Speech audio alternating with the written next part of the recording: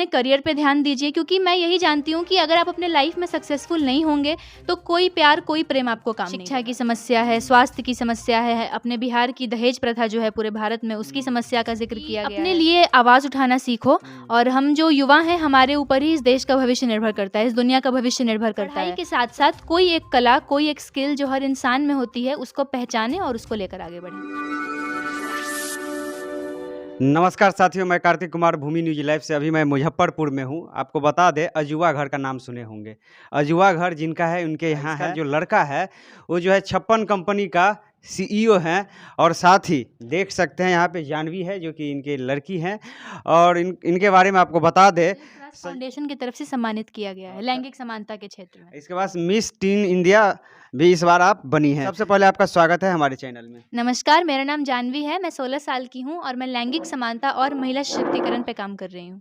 आप किस सब्जेक्ट में किताब लिखे हैं जो कि पूरा अमेरिका में आपका नाम हो रहा है अभी? जी, तो ये विषय है लैंगिक समानता का, किस तरह से हमारी दुनिया में लड़के और लड़कियों के बीच में जो भेदभाव है उसके ऊपर इस पुस्तक की रचना की गई है। इसका नाम है शीरोज ब्रेकिंग स्टीरियोटाइप्स, जिसका ये अर्थ हुआ कि जिस तरह से लड़कों को ही से संबोधित करते हैं इंग्लिश में और लड़कियों को शी से, तो लड़कियों को शीरोज से मैंने संबोधित किया। और इस पुस्तक को लिखने का यही अर्थ था कि लैंगिक समानता से जुड़ी जितनी भी बातें मुझे पता है ये और लोगों को भी पता चल सके। इस बुक के अंदर में क्या लिखा हुआ है? इस किताब के अंदर लैंगिक समानता से जुड़ी जो भी समस्याएं हैं, जैसे शिक्षा की समस्या है, स्वास्थ्य की समस्या है, अपने बिहार की दहेज प्रथा जो है पूरे भारत में, उसकी समस्या का जिक्र किया गया है। और साथ ही साथ एक लड़की की मोटिवेशनल स्टोरी भी है, जिसको पढ़ के लोगों को प्रेरणा मिलेगी कि वो भी अपने जीवन में आगे बढ़ सकें। और ये जो संयुक्त राष्ट्र फाउंडेशन की तरफ से आपको जो लगातार जो सम्मानित किया जा रहा है, ये भी इसी क्षेत्र में सम्मानित किया जा रहा है। मुझे लगातार 3 बार मैंने एक हैट्रिक लगाया है वहाँ पे। 2020 में पहली बार मुझे संयुक्त राष्ट्र फाउंडेशन की तरफ से सम्मानित किया गया था कि मैं लैंगिक समानता के क्षेत्र में काम कर रही हूँ, और उसके बाद लगातार 3 साल से वहाँ से सम्मान मिल रहा है। आपके जैसे बहुत युवतियाँ हैं खुल के नहीं बोल पाती है, आप खुल के बोल रही हैं, तो आप क्या कहना चाहेंगे? मैं उन सभी लड़कियों को या फिर लड़कों को यही कहना चाहूँगी कि अपने लिए आवाज़ उठाना सीखो, और हम जो युवा हैं हमारे ऊपर ही इस देश का भविष्य निर्भर करता है, इस दुनिया का भविष्य निर्भर करता है। तो बस अपने अपने काम पे ध्यान दीजिए। हमारी जो आजकल की जनरेशन है वो बहुत बहुत ज़्यादा राह से भटक जा रही है, तो राह से ना भटके अपने काम पे ध्यान दें, और पढ़ाई के साथ-साथ कोई एक कला, कोई एक स्किल जो हर इंसान में होती है उसको पहचानें और उसको लेकर देखा आगे जाता है बढ़ें। गाँव घर में कि बहुत सारी जो लड़की है, जो कि इनका जो महीना जिसको एमसी मेंस्ट्रुअल साइकिल बोलते हैं, वो बोल नहीं पाती है, अपने गार्जियन के पास अपने घर में बोल नहीं पाती है, उनको क्या कहना चाहेंगे? उनको मैं यही कहना चाहूँगी कि इसमें शर्माने की कोई बात नहीं, ये शर्मनाक बात नहीं, ये प्रकृति की दी हुई देन है, ईश्वर की दी हुई देन है, जिससे हमारी दुनिया आगे बढ़ रही है, जिससे बच्चे आ रहे हैं। और अगर नए बच्चे नहीं आएँगे, नया जनरेशन नहीं आएगा, तो पृथ्वी तो समाप्त हो जाएगी। तो इतनी इम्पोर्टेंट चीज़ को लेकर शर्माने की बिल्कुल भी ज़रूरत नहीं है। मैंने भी एक पुस्तक लिखी है लाल धब्बा, जो कि इसी पर बेस्ड है, जो भी कुछ दिन में प्रकाशित हो जाएगी। तो मेरा उससे यही मतलब था कि पीरियड्स को लेकर शर्माना नहीं चाहिए। जो भी लड़के हैं, लड़कियाँ, जो लोग भी देख रहे हैं, खुलकर बात करना सीखिए। पुराने ज़माने के लोग अगर शर्माएँ तो कुछ समझ में आता है कि उनके टाइम पे नहीं थी ये सारी बातें, नहीं थे ये राइट्स। लेकिन जो आजकल के बच्चे हैं, जो आजकल के बच्चे स्कूल जा रहे हैं, इंटरनेट यूज़ कर रहे हैं, उनको मैं कहना चाहूँगी कि पीरियड्स को लेकर खुल के बात करना सीखो, शर्माना बंद करो। आपके माता-पिता का कैसा सहयोग रहा है? माता-पिता का सबसे बड़ा सहयोग रहा है। किसी भी इंसान की सफलता में माता-पिता का बहुत बड़ा हाथ होता है। मेरे माता-पिता का उतना ही सपोर्ट रहा, क्योंकि हम लोग बिहार से आते हैं और बिहार में अभी भी इन सब विषयों पर खुल के बात करना, जैसे मैंने मॉडलिंग में ट्राई किया, मैं मिस टीन इंडिया में पार्टिसिपेट की। उस टाइम पे भी इन लोगों का पूरा सपोर्ट था, और इन लोगों ने कभी भी मुझे ये नहीं कहा कि तुम ये मत करो, तुम वो मत करो। इनके हिसाब से जो काम मैं सही कर रही हूँ, उसमें मैं आगे बढ़ती रहूँ।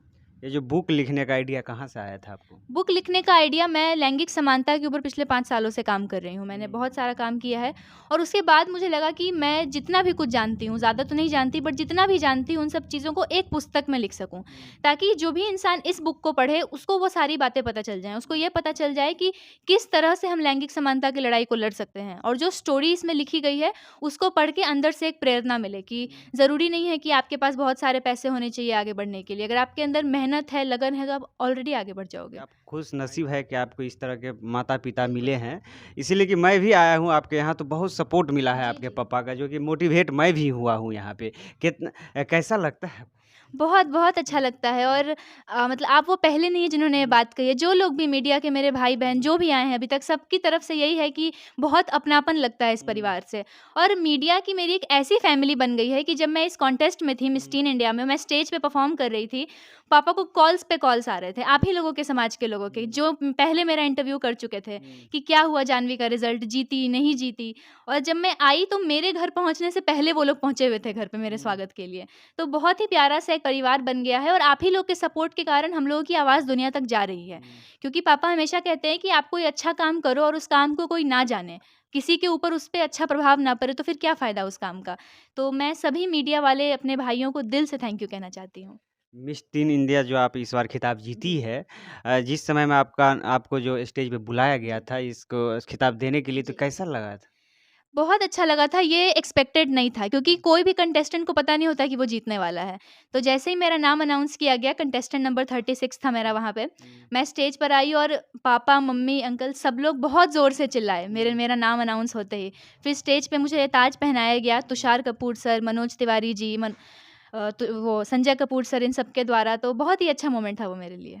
ये बहुत अच्छा मोमेंट था, बहुत यादगार था आपके बहुत लिए। यादगार था, हमेशा के लिए ये चीज़ याद रह कि आपके जाएगी। जैसे बहुत युवतियाँ हैं जो कि इधर-इधर में जी। समय बर्बाद कर लेती है। और उन युवतियों को क्या कहना चाहेंगे जो कि समय सदुपयोग करें? मैं उनको यही कहना चाहूँगी कि समय से बड़ा कोई धन नहीं है। अगर समय आपका एक बार बीत गया तो वो आप कुछ भी कर लो वो वापस नहीं आएगा। मैं उनको यही कहूँगी समय का सदुपयोग कीजिए। भगवान ने जो हमें ये मनुष्य तन दिया है ये कुछ न कुछ भलाई करने के लिए दिया है। तो अपनी लाइफ़ में पढ़िए भी हर लड़की को मैं कहना चाहूँगी कि एजुकेशन बहुत इम्पोर्टेंट है। एजुकेशन के साथ-साथ हर किसी में कोई न कोई कला होती है। जैसे लड़कियों की मैं बात करूँ तो कुछ लड़कियाँ सिलाई अच्छा कर लेती हैं, कुछ को पेंटिंग आती है। तो इन सब चीज़ों को भी ये मत समझिए कि ये छोटे काम हैं। अपने किसी न किसी स्किल को लेकर आगे बढ़िए क्योंकि आज का जो ज़माना आ रहा है वो सिर्फ़ पढ़ाई पे नहीं चलेगा। अब आपके अंदर कोई न कोई अलग कला होनी चाहिए जिससे आपकी पहचान बन सके। तो मैं अपनी सभी बहनों को यही कहना चाहूँगी समय का सदुपयोग कीजिए, शिक्षा ग्रहण कीजिए और साथ ही साथ अपने काम पे ध्यान दीजिए। आपकी जो लड़की है जो कि एक के बाद एक नाम करती जा रही है, जी। क्या कहना चाहेंगे आप? वही वैसा मौका दिए हम लोग इसको एनवायरनमेंट दिए। यह नहीं कि लड़की है तो यह घर से नहीं निकलेगी। लड़कियों पर जो बंदिशें लगाई जाती हैं आज तक और जिन कारण से लड़कियां पीछे रह जाती हैं, क्यों बंदिश लगाएंगे हम? उसको खुद दिमाग है, खुद अच्छा करेगी। हाँ, कभी-कभी सुनते हैं कि ज़्यादा फ्री किसी को छोड़ देने पर वो सुनते होइएगा बहक गई ये, तो आप एक कंट्रोल रखिए, आप अपने दिमाग से उसको कंट्रोल कीजिए, लेकिन उसको उस काम से नहीं रोकिए जिसमें उसको मन लगता है। कोई काम वो जो सोची पढ़ाई के साथ-साथ उसमें स्किल है, उसको पहचान लीजिए और पहचानने के साथ उसको सहयोग कीजिए। मान लिया इसको अगर घर में ही हम कहते रहने के लिए, कहते स्कूल जाओ और आओ, तो आज ये अमेरिका के मंच के स्पीकर नहीं होती। आज नोबेल पीस लॉरेट से मलाला यूसुफ़ज़ई ऐसे हस्तियों के बीच से इसको अवार्ड नहीं मिलता, वहाँ से नाम का अनाउंस नहीं होता। संयुक्त राष्ट्र दुनिया का सबसे बड़ा मंच है और उस मंच से इसको स्पीकर चुना गया उन बातों पर बोलने के लिए। बिहार की लड़की थी और बोलना किस बात पर था? सेक्स अधिकार, पीरियड्स, इन बातों को जो नाम भी अब अपने यहाँ नहीं लोग लेना चाहते हैं, उस पर ही पूरा दुनिया को संबोधित की। तो यह सब कैसे हुआ? जब हमने उसको मौका दिया। इसीलिए अन्य गार्जियनों को भी यही कहना चाहेंगे कि इन बातों से थोड़ा आप भी प्रेरणा लें। हम ये नहीं कि हम बहुत तेज़ हैं, हम ही समझा रहे हैं। वो खुद वॉच कर सकते हैं कि हमने जो बच्चे जो चाहे वैसा मौका अगर हमने दिया तो आज दोनों बच्चे ऊपरी स्तर तक नाम कर रहे हैं, जो जिस फील्ड में है। वो मान लिया सीओ वाला उसको पसंद आया, ये जेंडर इक्वालिटी, सोशल वर्क इसको बोलिए तो उसमें आगे गई। अभी तो ये आपको बताया ही नहीं, अभी इसका एक फ़िल्म भी रिलीज़ हुआ कनाडा से, डॉक्यूमेंट्री फ़िल्म। वो किस विषय पर था? वो भी वैसा विषय जिसका नाम सुन के लोग लजा जाता है अपने यहाँ, एचआईवी एड्स। एड्स पर इसकी जो डॉक्यूमेंट्री बनी और इंटरनेशनल एड्स कॉन्फ्रेंस के मंच से वो रिलीज़ हुआ, जहाँ राष्ट्राध्यक्ष लोग रहते हैं, यूएनओ के लोग रहते हैं, मैं अपने वहाँ कनाडा के प्राइम मिनिस्टर भी थे उसमें। उस मंच से इसका लॉन्च हुआ, उसमें 20 मिनट का इसका रोल था। पूरे दुनिया को एक दशा और दिशा देने के लिए कि एचआईवी एड्स का नाम सुन के वैसे घबरा नहीं जाना है, एचआईवी एड्स पेशेंट से घृणा नहीं करना है। तो वैसे मुद्दे पर आपके बिहार की बेटी काम कर रही है। यह हम सभी के लिए गर्व का बात है और यह तभी संभव हुआ जब हमारे जैसे गार्जियन इन लोगों को मौका दिया। और आपसे जाह्नवी जी जानना चाहेंगे कि देखिए आजकल जो है सबसे ज़्यादा प्रेम प्रसंग का मामला बढ़ते जा रहा है। जैसे कि आपके यहाँ भी घटा है जो कि मुजफ्फरपुर में ही महरथा गाँव है, वहाँ घटा है।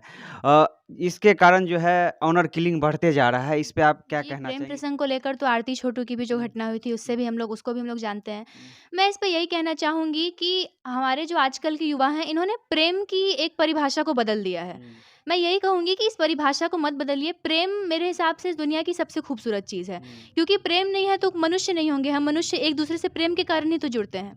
तो यही कहूँगी कि इन सब चीज़ों को लेकर ध्यान डिस्ट्रैक्ट मत कीजिए। अपने फ़ोकस अपने करियर पे ध्यान दीजिए, क्योंकि मैं यही जानती हूँ कि अगर आप अपने लाइफ़ में सक्सेसफुल नहीं होंगे, तो कोई प्यार, कोई प्रेम आपको काम नहीं देगा। तो मैं उन सभी ब युवाओं से यही कहना चाहूँगी कि प्रेम करना गलत बात नहीं है। प्रेम के लिए अपने जीवन को बर्बाद कर देना ये गलत बात है। चलिए आपने इतना कीमती समय दिया, जो कि भूमि न्यूज़ लाइव के लिए, इसके लिए आपको बहुत-बहुत धन्यवाद। धन्यवाद।